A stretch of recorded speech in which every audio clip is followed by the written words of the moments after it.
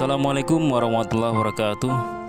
Oke students, di pertemuan ini kita akan mempelajari tentang pronoun atau kata ganti.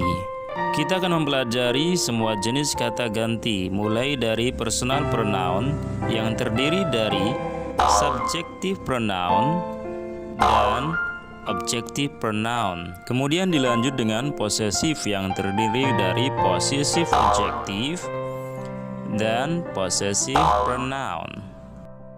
Dan terakhir kita bahas reflexive pronoun. Okay, let's begin our material. Subjective and objective pronoun.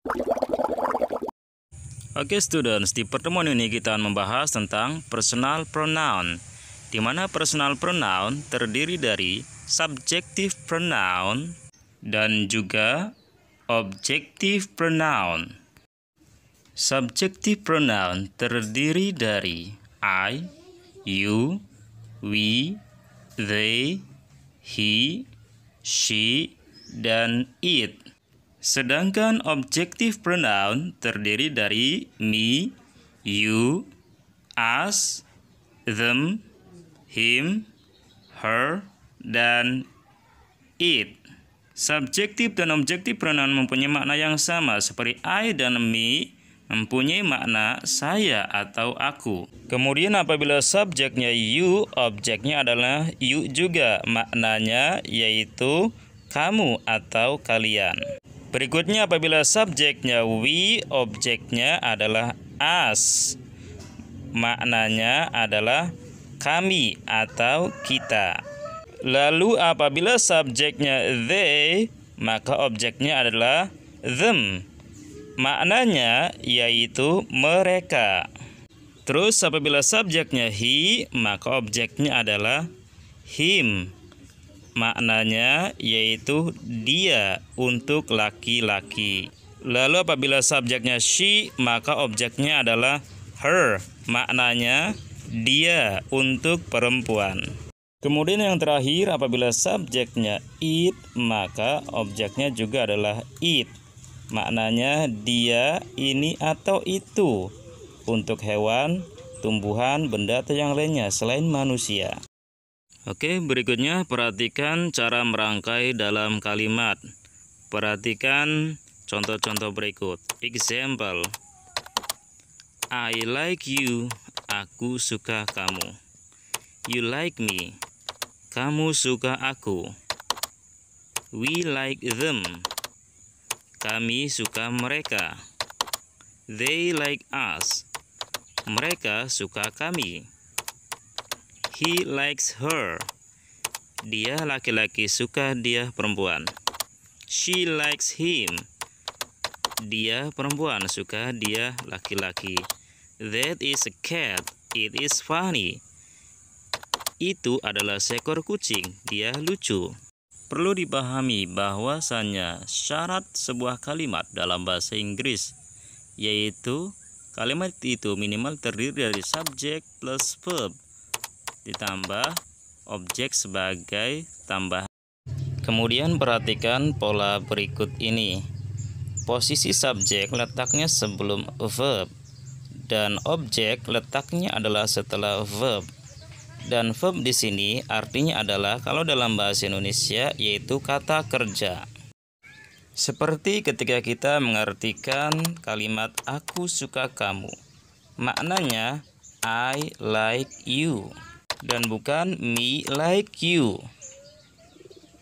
Kenapa demikian? Karena walaupun I dan me sama artinya yaitu saya atau aku, tapi keduanya mempunyai fungsi yang berbeda.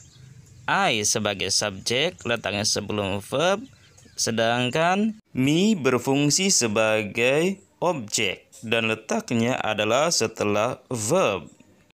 Atau misalkan kita balik contoh berikutnya, misal kamu suka aku.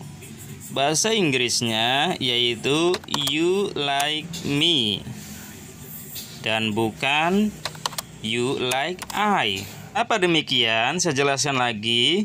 Kalau kamu bahasa Inggrisnya baik sebagai subjek maupun objek yaitu you. Sedangkan saya atau aku kalau sebagai subjek bahasa Inggrisnya I, sedangkan sebagai objek bahasa Inggrisnya adalah me. Jadi bahasa Inggrisnya kamu suka aku bukan you like I, tapi you like me. Begitu pula dengan contoh-contoh yang lainnya. Harus sesuai dengan fungsinya dalam kalimat ya, baik sebagai subjek maupun objek. Ingat, subjek letaknya sebelum verb atau kata kerja, dan objek letaknya setelah verb atau setelah kata kerja. Possessive adjective and possessive pronoun. Oke students, pembahasan selanjutnya yaitu tentang possessive. Dan possessive yang kita bahas yaitu possessive adjective dan possessive pronoun. Possessive adjective terdiri dari my, your, our, their, his, her, dan its. Dan yang termasuk possessive pronoun yaitu mine, yours, ours, theirs, his, dan hers. Sedangkan possessive pronoun dari it tidak ada. Selanjutnya kita lihat example atau contoh dari possessive adjective dan possessive pronoun sambil amati perbedaannya. Oke, perhatikan. This is my book. Ini buku saya. This book is mine. Buku ini adalah punya saya atau milikku. This is your book. Ini adalah bukumu. This book is yours. Buku ini adalah punyamu. This is our book. Ini adalah buku kami. This book is ours. Buku ini adalah punya kami. This is their book. Ini adalah buku mereka. This book is theirs. Buku ini adalah milik mereka. This is his book. Ini adalah bukunya.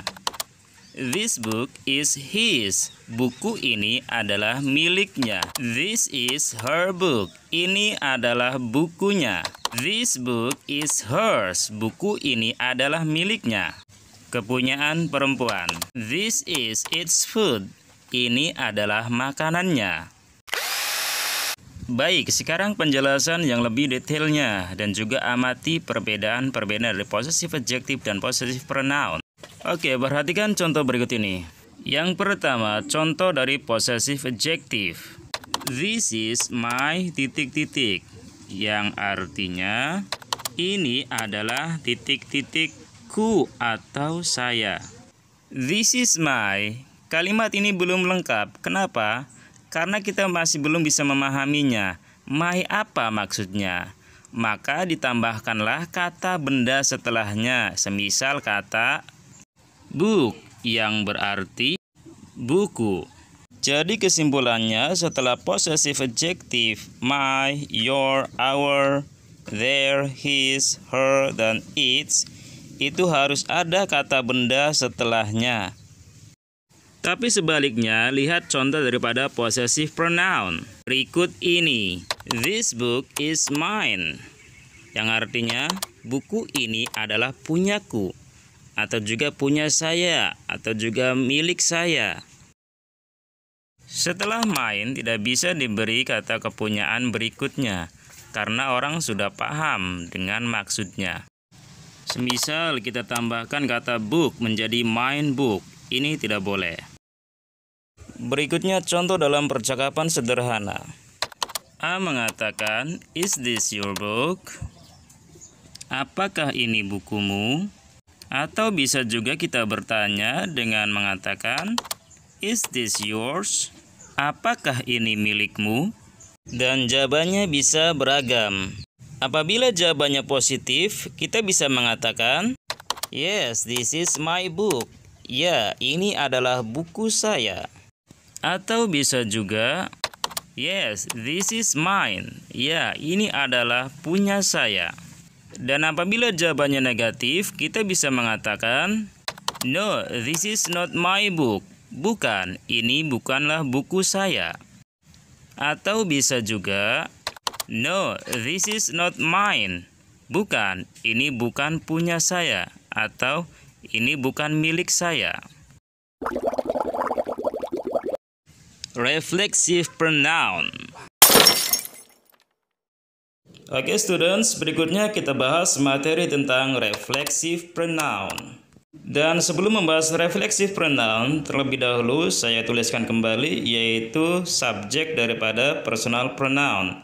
Di antaranya I, you, we, they, he, she, dan it. Untuk I, refleksi pronounnya yaitu myself, you, pasangannya, yourself, we, ourselves, they, themselves, he, himself, she, herself, dan it, itself. Oke, kemudian kita bahas beberapa fungsinya dalam kalimat. Di antaranya, fungsi yang pertama adalah untuk mengeraskan arti atau maksud. Misal, Mr. Rasgana will open the meeting. Pak Rasgana akan membuka rapat. Misalkan ada orang yang belum yakin bahwa Pak Rasgana yang akan membuka rapat, maka kita berikan penegasan dengan tambahan kata himself setelah subjek, yaitu Mr. Rasgana. Jadi kalimatnya menjadi Mr. Rasgana himself will open the meeting, yang artinya Pak Rasgana sendiri yang akan membuka rapat. Untuk lebih paham, contoh berikutnya, misalkan I have written that letter for you. Artinya, aku telah menulis surat itu untukmu. Misalkan orang yang kita tuju tidak yakin kalau surat itu berasal dari kita, maka kita tegaskan dengan menambahkan kata myself setelah subjek I. Maka kalimatnya menjadi I myself have written that letter for you. Yang artinya, aku sendiri yang telah menulis surat itu untukmu. Kemudian fungsi yang kedua, yaitu untuk membicarakan tentang diri sendiri. Contoh, you talk yourself to others. Artinya, kamu membicarakan dirimu sendiri kepada orang lain. Contoh kedua, they look at themselves in the mirror. Artinya, mereka melihat diri mereka sendiri di cermin. Oke students, perhatikan dari contoh fungsi yang kedua tentang diri sendiri, bahwasanya reflexive pronoun atau kata refleksif letaknya berada setelah verb atau setelah kata kerja. Contoh, kata yourself setelah kata talk, kata themselves berada setelah kata look at. Berikutnya fungsi yang ketiga dari reflexive pronoun yaitu bermakna sendirian atau dalam format by ... self. Dan kata lain artinya sama saja dengan alone yang berarti sendirian. Contoh, I don't want to sleep by myself, yang artinya saya tidak mau tidur sendirian. Kata by myself bisa juga diganti dengan kata alone, yang maknanya sama saja, yaitu sendirian. Kalau kita artikan I don't want to sleep alone, sama saja maknanya dengan I don't want to sleep by myself, yaitu aku tidak mau tidur sendirian. Lalu bagaimana kalau subjek I dalam kalimat tadi kita ganti dengan kata you? maka refleksif pronounnya pun akan berubah menyesuaikan dengan subjeknya. Dan kalimatnya menjadi you don't want to sleep by yourself. Artinya, kamu tidak mau tidur sendirian. Tapi kalau kata alone tidak berubah. Kalimatnya tetap you don't want to sleep alone. Kamu tidak mau tidur sendirian. Jadi intinya, refleksi pronoun mana yang kita gunakan? Kita sesuaikan tergantung dari subjeknya. Misalkan subjeknya I, maka refleksifnya myself, you yourself, we ourselves, they themselves, he himself, she herself, dan it itself. Questions.